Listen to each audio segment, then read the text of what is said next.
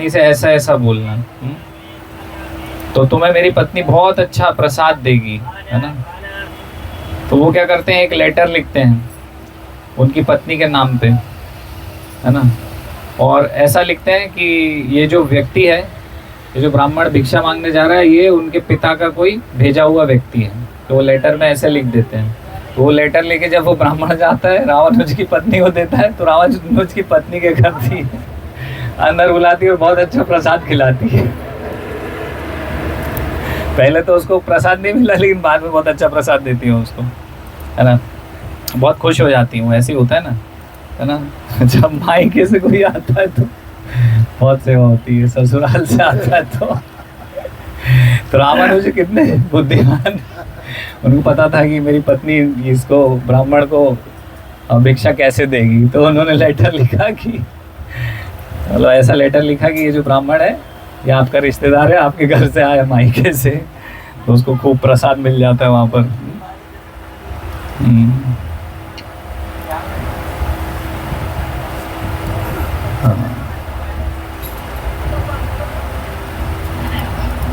हाँ, और उस लेटर में ऐसा लिखते हैं, है ना, कि जैसे उनके पिताजी लिख रहे हैं, उनकी पत्नी के पिताजी ने लेटर लिखा हो, ऐसा लेटर लिखते हैं कि तुम्हारी जो बहन है ना, यानी रामानुजा की जो साली होंगी, तो उसका विवाह हमने फिक्स कर दिया है और तुम्हारी बहुत मदद की आवश्यकता है, तो अर्जेंटली तुम घर आ जाओ वापस। तो ऐसा लेटर पढ़ते से ही उनकी पत्नी जो है वो डिसाइड कर, ये लेटर पढ़ते से ही उनकी पत्नी डिसाइड करती हैं कि उनको उनके घर जाना है, अपना सामान वामान पैक करती हैं बढ़िया। रामानुजा उनको गुड बाय करते हैं कि ठीक है, ओके, हरे कृष्णा, आप घर जाइए। तो उनको अपने घर, हरे कृष्णा कृष्णा कृष्ण, तो उनको अपने घर इस प्रकार से ट्रिक करके भेज देते हैं रामानुजाचार्य। और रामानुजाचार्य स्वयं क्या करते हैं, सैफरन कपड़े पहन लेते हैं, त्रिदंडी सन्यासी बन जाते हैं, है ना, सन्यास ले लेते हैं।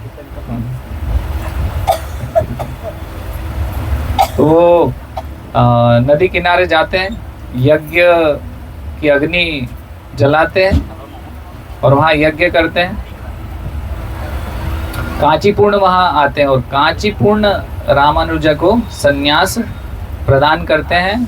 और कांचीपूर्ण ने फिर वो सन्यास का जो नाम था यतिराज, जिससे फेमस है रामानुजाचार्य, तो वो किसने दिया, रामानुजाचार्य को। यति यानी कि सन्यासी, है ना, तो यतिराज नाम देते हैं। सन्यासियों में भी राजा, महापूर्ण उनको नाम देते हैं, सन्यास नाम, दीक्षा। और रामानुजाचार्य वापस कांचीपुरम में चले आते हैं वहाँ। तो सब लोग सोचते हैं कि अरे इसको क्या हो गया, पागल हो गया है क्या, सन्यास के कपड़े पहन लिए, पत्नी को वहाँ भेज दिया, गाँव में क्या कर रहा है ये।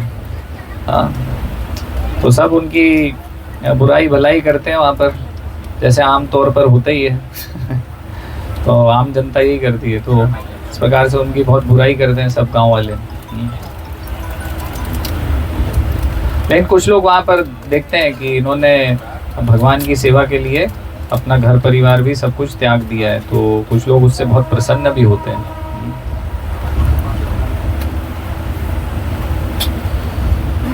तो जो श्रीरंगम में डिवोटीज होते हैं वो फिर उनको रिक्वेस्ट करते हैं कि जैसा कि हमारे गुरुदेव की इच्छा थी, आप श्रीरंगम आ जाइए और वहीं से ही सारी सेवाएं कीजिए।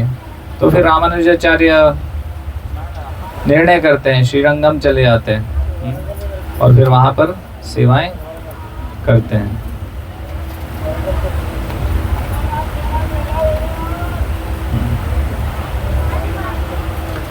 तो जब उनकी दीक्षा हो जाती है महापूर्ण से, तो उनके जो गुरुदेव थे महापूर्ण, क्योंकि वो पहले से ही श्रीरंगम चले गए थे, वो उनकी पत्नियों की लड़ाई की वजह से, तो महापूर्ण वहाँ मिलते हैं उनको। तो महापूर्ण उनको बोलते हैं कि मैं चाहता हूँ कि आप जो मंत्र है वो एक गोष्ठीपूर्ण नाम के एक बहुत पहुँचे हुए भक्त हैं, आप उनसे लीजिए मंत्र दीक्षा, है ना। तो वो आपको एक बहुत गुह्य मंत्र प्रदान करेंगे, गोष्ठीपूर्ण, बहुत ही क्वालिफाइड भक्त हैं वो। आप उनके पास जाइए और उनसे मिलिए और वो आपको मंत्र देंगे। तो यहाँ पर महापूर्ण दीक्षा दे चुके थे और वरदराज की इच्छा से महापूर्ण ने दीक्षा दिया था, लेकिन फिर भी अपने आप को उतना महान नहीं समझते थे महापूर्ण भी, और वो गोष्ठीपूर्ण के पास भेज रहे हैं अभी देखिए।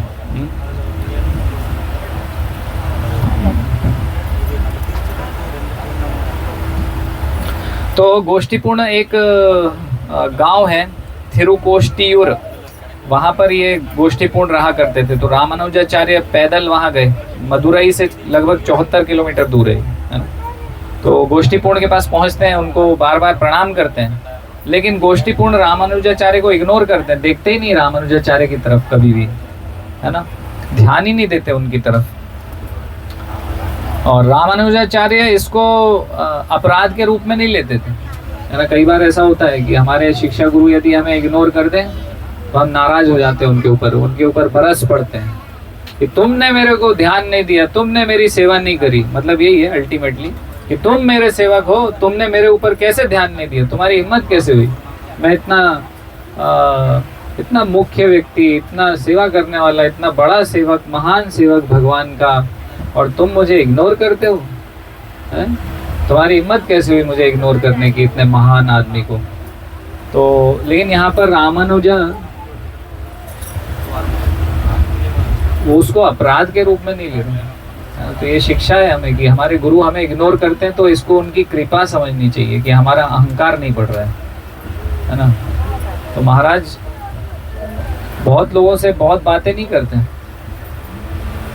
तो आप यदि उनके सर्वेंट से पूछेंगे तो काफ़ी कुछ एक्सपीरियंस वो लोग शेयर कर सकते हैं कि महाराज किस प्रकार से डील करते हैं। तो ज़रूरी नहीं है कि हमारे गुरु कभी हमारे ऊपर कृपा केवल हम हमारे ऊपर ध्यान देकर करें।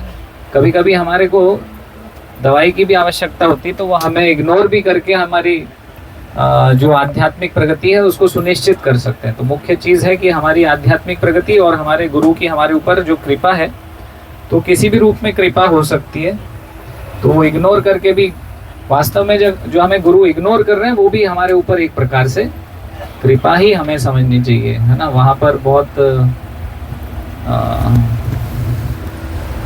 नाराज होने की और इस प्रकार से उसको नेगेटिवली लेने की आवश्यकता नहीं होती कभी भी, है ना। जैसे कि हमारी अपेक्षाएं रहती कि हमने कुछ सेवा किया तो गुरु आए और हमें कुछ मेडल दें। तो जैसे कि कुछ होता है ना, ऐसे आर्मी में किसी आतंकवादी को मार दिया तो वो जाएंगे, सल्यूट मारेगा वो, और फिर प्रधानमंत्री आएंगे और उसको तमगा लगाएंगे छाती पे, कंधे पे। तो हमारी वैसी भौतिक इच्छाएं होती हैं, लेकिन आध्यात्मिक मार्ग थोड़ा अलग है। तो कभी भी हम जैसे शिक्षा लेते हैं तो इस प्रकार से लेते हैं कि हमें सेवा करनी है तो आटे में नमक की तरह सेवा करनी है, कि सारा क्रेडिट नमक का है, लेकिन नमक के विषय में कोई भी बात नहीं करता, है ना। नमक अगर कम हो तो सब्जी बेकार है, नमक अगर अधिक हो तो सब्जी बेकार है ना। और अगर नमक बराबर है तो क्रेडिट नमक को नहीं जाता कि नमक बराबर है, क्रेडिट जाता है कि सब्जी बहुत अच्छी बनी थी। नमक के बारे में कोई बात नहीं करेंगे। तो नमक की तरह हमें होना चाहिए, है ना। क्रेडिट लेने की ज़रूरत नहीं, केवल सेवा करने की आवश्यकता है। तो रिकॉग्निशन और ये सब भौतिकवादिता में आता है, रिकॉग्निशन, है ना। भक्त तो हमेशा रिकॉग्निशन से दूर रहना चाहते हैं कि भाई मैं सेवा भी करूं और मुझे रिकॉग्नाइज्ड ना किया जाए, तो वास्तव में तो वही असली सेवक है भगवान का।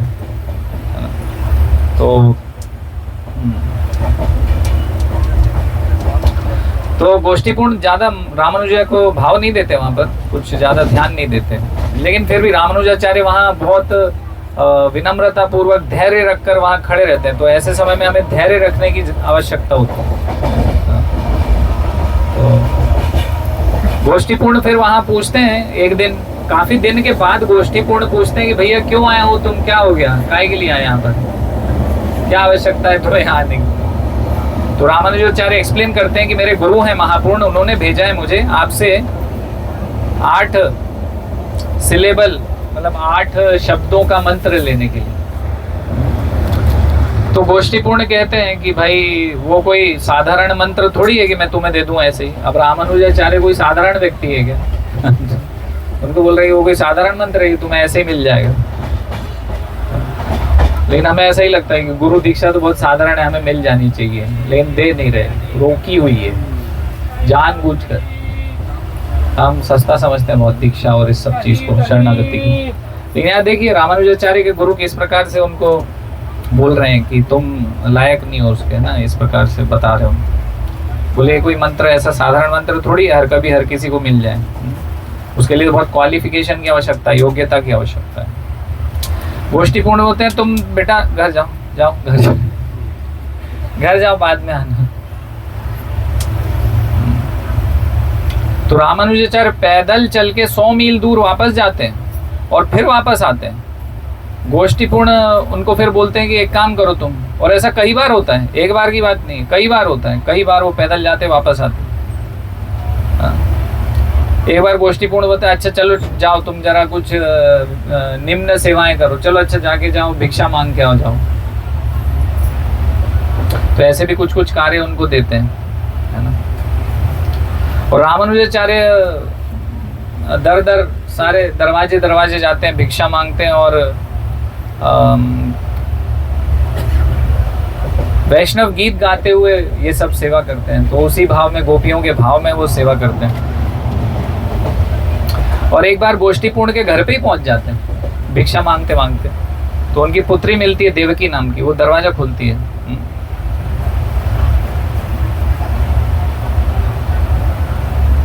तो रामानुजाचार्य उस समय थोड़ा भाव में आकर बेहोश हो जाते हैं। देवकी जब उनकी जो पुत्री है गोष्ठीपूर्ण की दरवाजा खुलती, तो उनके पिता को गोष्ठीपूर्ण को जाकर बताती है कि वो ऐसे ऐसे एक व्यक्ति आया है और वो गिर पड़ा है सामने बेहोश होके। एक बार ऐसा होता है। फिर दूसरी बार रामानुजाचार्य जाते हैं उन्हीं के घर पे, गोष्ठीपूर्ण के घर पे, पूछते हैं कि आपके पिता क्या कर रहे हैं। तो वो बताती हैं कि वो ध्यान लगाए हुए हैं अभी। तो रामानुजाचार्य पूछते क्या मैं उनसे भेंट कर सकता हूँ। तो वो बोलते हैं ठीक है मिल लीजिए। तो गोष्ठीपूर्ण के पास जाते हैं रामानुजाचार्य, तो वो अपना ध्यान लगाए हुए रहते हैं। तो पूछते हैं रामानुजाचार्य कि आप किसके ऊपर ध्यान लगा रहे हैं। तो गोष्ठीपूर्ण बताते हैं कि मैं अपने गुरु यमुनाचार्य के ऊपर ध्यान लगाए हुए हूँ। और वे बताते हैं कि अभी मैं देख रहा हूँ कि मेरे गुरु जो है कावेरी में स्नान कर रहे हैं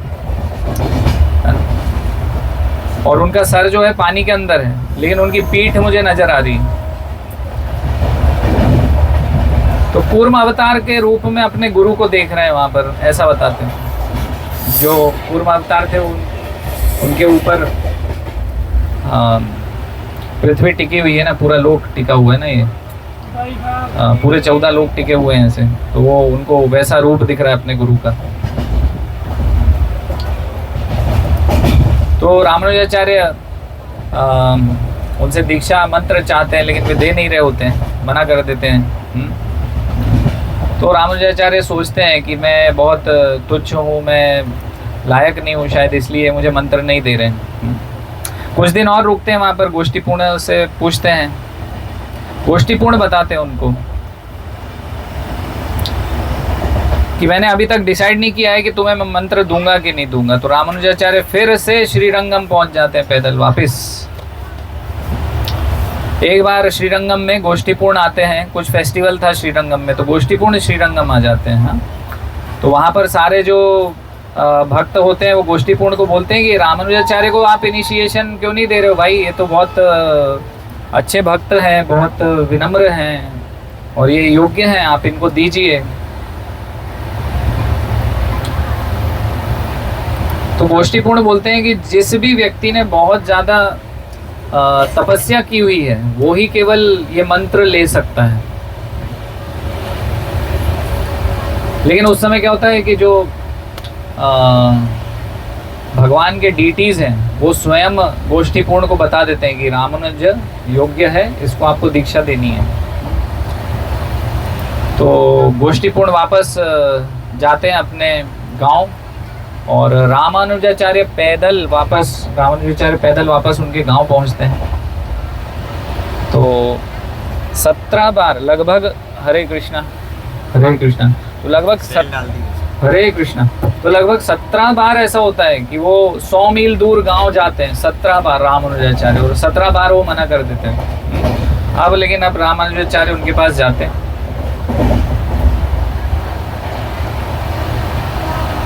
और इसमें इस बीच में ऐसा होता है कि एक भक्त जो थे वो रामानुजाचार्य से पूछते हैं कि ये आपको दीक्षा क्यों नहीं दे रहे, तो बच्चे की तरह रामानुजाचार्य रोने लगते हैं कि मुझे दीक्षा नहीं मिल रही क्योंकि मैं इसके लायक नहीं हूँ। तो ऐसे विनम्र, अपने को निम्न समझने वाले रामानुजाचार्य थे। मैं फिट नहीं हूँ ये मंत्र प्राप्त करने के लिए, शायद इसलिए गोष्ठीपूर्ण मुझे मंत्र प्रदान नहीं कर रहे हैं। इसका चार्जर दो, देखना जरा, मेरे उस उधर रखा है बैग, वो हरि नाम से पूछना चार्जर चाहिए इसका तुरंत।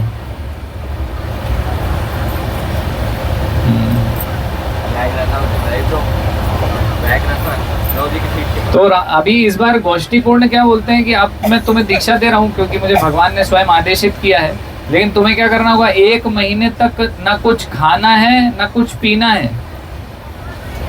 तो इतनी बड़ी तपस्या करने के लिए कहते हैं कि 1 महीने तुम खाओगे ना पियोगे, लेकिन हमारा साइंस क्या बोलता है कि 1 हफ्ते यदि कोई खाएगा पिएगा नहीं तो उसके बाद चांस है कि वो मर जाएगा। तो ऐसे ही होता है, गोष्ठीपूर्ण को अन्य भक्त समझाते हैं क्योंकि 1 महीना मतलब उसी दिन से ही वो रामानुजाचार्य खाना पीना, पानी पीना भी छोड़ देते हैं, खाना भी छोड़ देते हैं। तो लगभग वो उनका शरीर ऐसा हो जाता है कि बस अब वो मरने ही वाले हैं रामानुजाचार्य। तो कुरेश और दशरथी नाम के 2 भक्त रहते हैं, गोष्ठीपूर्ण के पास जाते हैं, बोलते हैं कि भैया ये मर जाएगा, इसको आप मंत्र दे दो, देखो कितना तपस्या कर रहा है वो। लेकिन वो बोलते हैं कि अगर ये व्यक्ति को मंत्र मिलना होगा तो ये नहीं मरेगा, और इसको जब भी मंत्र दूंगा मैं, जब ये 1 महीने तक पूरा उपवास करेगा। अरे भाई लैपटॉप का चार्जर चाहिए, लैपटॉप बैग बोला था मैंने।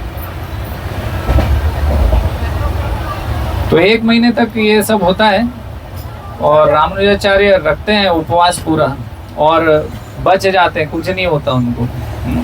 तब गोष्ठीपूर्ण ये मंत्र उनको प्रदान करते हैं। पूरा उनका टेस्ट जब तक निचोड़ नहीं लेते रामानुजाचार्य को, जब तक वो मंत्र प्रदान नहीं करते, वो उसके बाद इतना सब परिश्रम करने के बाद तैयार होते हैं कि मैं मंत्र दूंगा तुम्हें, जो गुह्य मंत्र है।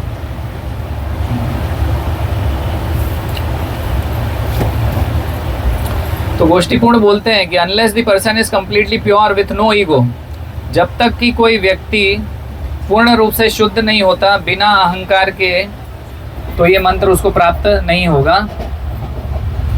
जो भी ये मंत्र सुनेगा और जो भी ये मंत्र प्राप्त करेगा वो नारायण की कृपा को प्राप्त करेगा। ये मंत्र जिसको भी प्राप्त होगा वो नारायण की कृपा प्राप्त कर लेगा। तो तुम्हें मुझे प्रॉमिस करना है, बहुत ऊपर रखा है, ऑन करना, वो हुआ नहीं अभी, ये लाइट नहीं जली, ठीक से लगाना। फुल लगा हुआ ऑन है ब्रो, चल ही नहीं रहा है। हाँ मोबाइल हो रहा था, मोबाइल हो रहा, अरे टैब में ट्रांसफर कर दीजिए। टैब वही लैपटॉप बैग से लेके आओ जाओ। अब देखिए हो रहा नहीं हो रहा है, टैब में ट्रांसफर कर दीजिए, टैब चार्ज मोबाइल इससे शायद नहीं होता है लैपटॉप चार्ज, इसमें लगा है। इनसे होता है क्या? होता है होता है। टैब लेके आओ, टैब चालू करो, फट से ऑन करो। अरे चार्ज नहीं हो रहा, लग तो रहा है। अरे वो तो सारे कीर्तन करना, कीर्तन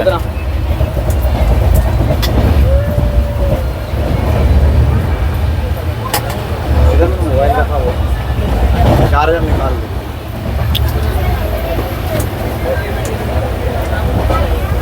कीर्तन कीर्तन कीर्तन कीर्तन। हरे कृष्ण। आप तो गाइए। हरे कृष्णा कृष्ण कृष्ण हरे हरे, हरे राम ये मेरा फोन नहीं है इसमें यार, कहाँ गया मेरा फोन? हरे हरे। अच्छा रिकॉर्डिंग हो रही है उससे। हरे कौन का फोन था कृष्णा आपने दिया उधर? हरे कृष्णा, ये उसका हर्षित का ठीक है मोबाइल मोबाइल आपका।